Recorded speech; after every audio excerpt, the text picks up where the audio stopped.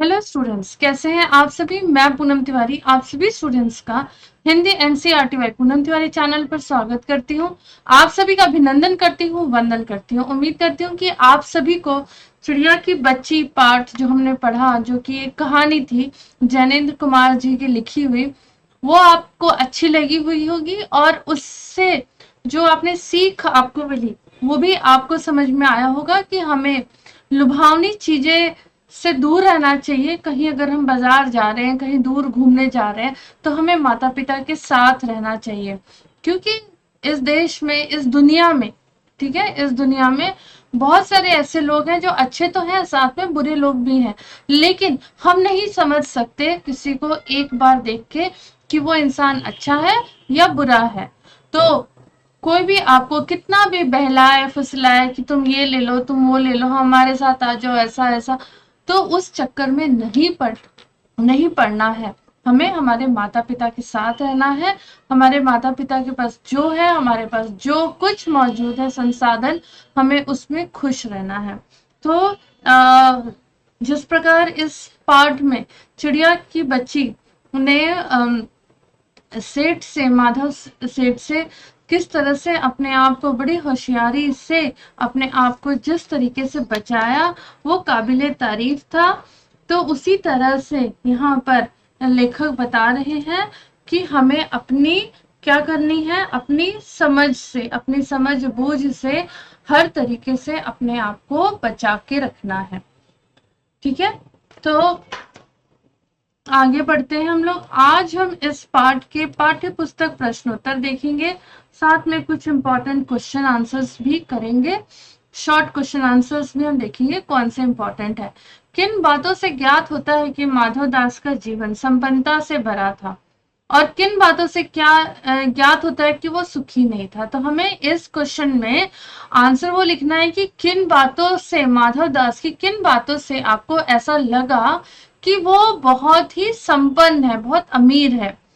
और एक बात, कुछ बातें आपको ऐसे भी लिखनी है जिससे आपको लगा कि उसके पास सब कुछ रहते हुए भी वो सुखी नहीं है। ठीक है, तो माधव दास की बड़ी संगमरमर की कोठी, सुंदर बगीचा, रहने के ठाट बाट, चिड़िया को कहना कि तेरा सोने का पिंजरा बनवा दूंगा, मेरे पास ढेरों सोना, कई कोठियां, बगीचे, दास दासियां, दर्शाता है कि उसके, माधव दास के जीवन में संपन्नता की कोई कमी नहीं थी, संपन्नता से वो परिपूर्ण था।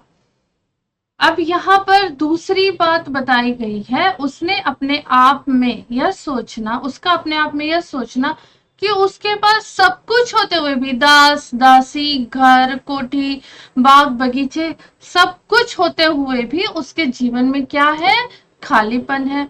पूरे घर में उसका अकेले रहना, चिड़िया को अपने बगीचे में रहने के लिए मजबूर करना ताकि कुछ चिचहाहट, ठीक है, जो चिड़िया चींची चींची करती रहती है, उसकी चहचहाहट से पूरा घर क्या हो जाए, गूंज जाना, ताकि सुंदर चिड़िया को बार बार वो देख सके। उसका चहचहाना सुनना ये दर्शाता है कि सुख सुविधा होने के बाद भी वो सुखी नहीं था।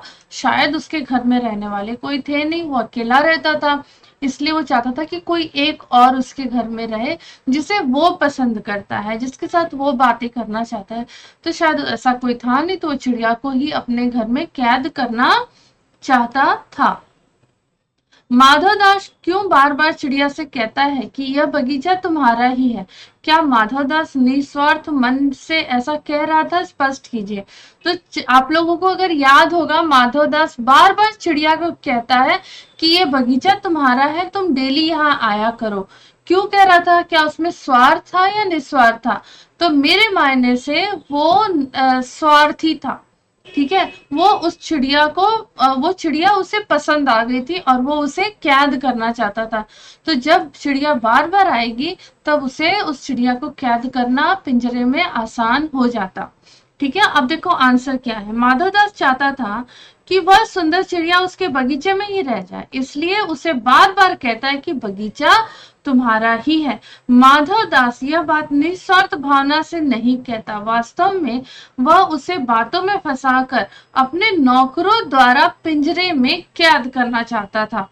वो चाहता था कि चिड़िया सदा के लिए उसके पास ही रह जाए। माधवदास के बारे में माधवदास के बार बार समझाने पर भी चिड़िया सोने के पिंजरे और सुख सुविधाओं को महत्व नहीं दे रही थी। दूसरी तरफ माधवदास की नजर में चिड़िया की जिद का कोई तुक न था। माधवदास और चिड़िया के मनोभावों के अंतर को स्पष्ट कीजिए। तो जहां माधवदास बार बार चिड़िया को कहता है कि मैं तुम्हें सोने के पिंजरा बनवा दूंगा, ये सारे फूल जो खिलेंगे सब तुम्हारे लिए खिलेंगे, ये मैं तुम्हारे लिए सोने का कटोरा पानी पीने के लिए बनवा दूंगा, मेरे पास इतने कोठियां हैं, इतने बाग बगीचे हैं, सब तुम्हारे लिए हैं, ठीक है। लेकिन चिड़िया की बच्ची जो है वो इन सबको इम्पोर्टेंस नहीं दे रही थी। तो दोनों के मन में कौन से भाव चल रहे थे उनको बताना है, उसके अंतर को बताना है। तो माधवदास बार बार चिड़िया को सोने के पिंजरे के सुख सुविधाओं का लालच देता है, लेकिन चिड़िया इन बातों को महत्व नहीं देती। उसे तो स्वच्छंदता ही पसंद है, उसे तो आजादी पसंद है। चिड़िया को क्या करना है, सोने चांदी जेवरात और उसके खजाने से, उस माधवदास के नाम से उसे क्या लेना देना है, उसके बंगले से कोठी से क्या लेना देना है, बाग बगीचों से उसके कोई लेना देना नहीं है। उसे तो पक्षियों को सिर्फ आजादी, खुले आकाश चाहिए उड़ने के लिए। तो उसे सिर्फ और सिर्फ आजादी ही चाहिए। उसे माधवदास के सुंदर बगीचे में रहना पसंद नहीं था। वह अपने परिवार से भी अलग नहीं रहना चाहती थी। शाम होते ही उसे माँ के पास जहाँ जल्दी जाना था, वह तो केवल घूमने ही चाहती है, बंधन में रहना उसका स्वभाव नहीं। दूसरी तरफ माधव की नजर में चिड़िया की जिद का कोई तुक न था। वे तो केवल अपने बगीचे की शोभा बढ़ाने हेतु उस चिड़िया को पकड़ना चाहते थे। वे उसे सोने के पिंजरे के व अन्य सामानों का प्रलोभन दे रहे थे कि मैं तुम्हें सोने का पिंजरा बना दूंगा, सोने की कटोरी ला दूंगा, ये सारे बाग बगीचे ऐसे होंगे, तुम्हारे पिंजरे में सोने के ऐसे झालर लगवा दूंगा, है ना। वो उसे लालच दे रहा था, उसे प्रलोभन दे रहा था। लेकिन चिड़िया को इन सब का कोई महत्व नहीं, उसे उसकी माँ चाहिए थी और उसे वो आकाश चाहिए था। कहानी के अंत में नन्ही चिड़िया का सेठ के नौकर के पिंजरे से भाग निकलने की बात पढ़कर तुम्हें कैसा लगा? 40-50 या इससे अधिक शब्दों में अपनी प्रतिक्रिया लिखिए।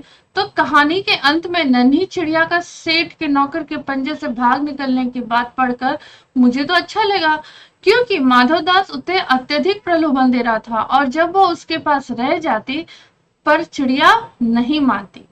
अंत में वह अपने नौकर से पकड़वाना चाहता है, लेकिन चिड़िया भाग निकली। यदि चिड़िया न भागती तो सदा के लिए पंजे में, सेठ माधवदास के पंजे में फंस जाती और कभी अपनी माँ से नहीं मिल पाती। माँ मेरी बाट देखती होगी, माँ मेरा रास्ता देखती होगी, नन्ही चिड़िया बार बार इससे कहती है। आप अपने अनुभव के आधार पर बताइए कि हमारी जिंदगी में माँ का क्या महत्व है। तो माँ का जो इम्पोर्टेंस है ना, उसे हम अपने पेन पेपर पे नहीं उतार सकते। माँ का इम्पोर्टेंस हमारे जीवन में, माँ का महत्व हमारे जीवन में बहुत ज्यादा है। सारी दुनिया एक तरफ, सारे जीवन के संसाधन एक तरफ और हमारी माँ एक तरफ, ठीक है। माँ का कोई मोल नहीं है। हर बच्चे के जीवन में माँ का अत्यधिक मोल होता है। वह दुख में, सुख में, देखो दुख ऐसे लिखते हैं, ठीक है, दुख में सुख में सदा माँ का साथ चाहता है। माँ की गोद उसे सबसे सुरक्षित स्थान प्रतीत होती है। लाख प्रलोभन क्यों न दिए जाए, बच्चा कभी भी माँ का साथ नहीं छोड़ता। इस कहानी में जैनेन्द्र कुमार जी ने दर्शाना चाहे कि मनुष्य तो मनुष्य के लिए भी, एक मनुष्य के बच्चे के लिए भी माँ की बहुत कीमत है और पक्षी भी माँ का साथ चाहती है। जब चिड़िया को माधवदास के घर देर होने लगती है तो रह रहकर वह यही कहती है कि माँ इंतजार करती होगी। इस कहानी का कोई और शीर्षक देना अगर आप हो तो आप क्या देना चाहोगे? तो इसका तो मैं नन्ही चिड़िया का शीर्षक दे सकती हूँ, उपयुक्त रहेगा क्योंकि वह छोटी चिड़िया है। स्वभाव के अनुसार देखा जाए तो थोड़ा बहुत घूमना फिरना पसंद करती है, लेकिन जब माधवदास का नौकर उसे पकड़ने लगता है तो वो डर जाती है और वह इतनी तेजी से उड़ती है कि सीधा माँ की गोद में आकर रुकी और सारी रात उससे चिपक कर सोती रही। वास्तव में छोटे बच्चे बच्चे की भांति ही डर जाती है माँ, और बच्चा माँ की गोद में अपने आप को सुरक्षित महसूस करता है, वैसे ही नन्ही चिड़िया ने भी किया। तो उम्मीद करती हूँ कि आप लोगों को इस चैप्टर के क्वेश्चन आंसर्स पसंद आए हैं। इसे जरूर पढ़िएगा, लिख सकते हैं आप नोटबुक में। और अगले चैप्टर के लिए अगला चैप्टर हम पढ़ेंगे कंचा, ठीक है। तो उसके लिए मैं उसकी वीडियो में बहुत जल्द आप लोगों के साथ शेयर करूंगी। उसके बाद हम लोग उसके प्रश्न उत्तर भी लेकर आएंगे। और मैंने आप लोगों को ये बता दूं कि मैं जनवरी 15 2025 से मैं यहाँ लिख देती हूँ 15 जैन 2025 से लाइव क्लास लेकर आ रही हूँ मेरे Hindi NCERT by Poonam Tiwari channel पर, जहां पर हम केवीएस टीजीटी की 6 to 10th का पूरा एनसीईआरटी सिलेबस हम कवर करेंगे। डेली एक एक चैप्टर करेंगे और हम ये पूरा कवर करेंगे। इसके साथ साथ हम एनसीईआरटी में जितना व्याकरण का करिकुलम है उसे भी हम एमसीक्यू के द्वारा कंप्लीट करेंगे। तो आप लोग इस डेट को मार्क कर लीजिए। आज हो गया 29, 2-3 दिन इसमें रह गए, 15 दिन अगले महीने में। तो इस तारीख का मुझे भी बहुत इंतजार है, आप सभी को भी रहेगा। तो इस तारीख को जरूर जुड़िएगा लाइव क्लास में।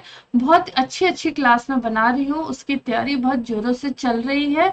6th स्टैंडर्ड की मैंने पूरी तैयारी कर ली है, 7th की चल रही है, 8th की चल रही है, 9th 10th की भी चल रही है, जो कि मैं पूरी कोशिश में लगी हूँ कि जनवरी 14 तक बाई जनवरी 10 मैं सब कुछ तैयार करके रख दूँ।